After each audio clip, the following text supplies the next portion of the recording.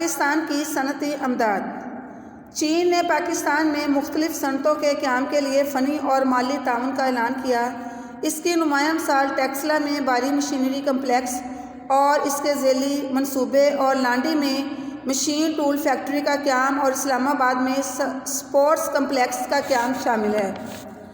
شاہراہ قراقرم 1969 1969 شاہراہ قراقرم کی تکمیل 1969 میں مکمل ہوئی اور دونوں ممالک کے درمیان قریبی رابطہ جو ہے وہ قائم ہوا اور کئی وفود کا تبادلہ بھی ہوا۔ شاہراہ قراقرم کی لمبائی 900 کلومیٹر ہے، یعنی یہ ایک زمینی راستہ ہے جو چین کو پاکستان سے ملاتا ہے۔ دفاعی معاہدہ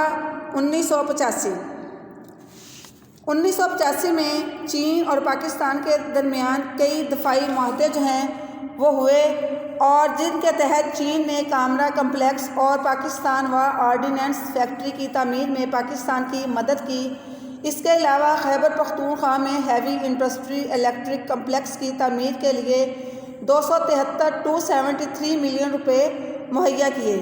2013 میں پاکستان کے وزیر اعظم نے چین کا دورہ کیا اور اس دورے کے دوران دونوں ممالک کے درمیان توانائی سمیت دیگر شعبوں میں مختلف معاہدات ہوئے۔ ایٹمی سمجھوتے پر دستخط۔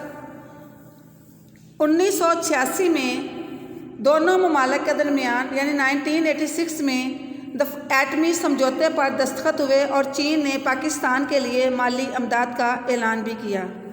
اقوام متحدہ کا مستقل ممبر۔ پاکستان نے چین کو اقوام متحدہ کا مستقل ممبر بنانے کے لیے ہمیشہ چین کی حمایت کی ہے۔ امریکہ چین روابط۔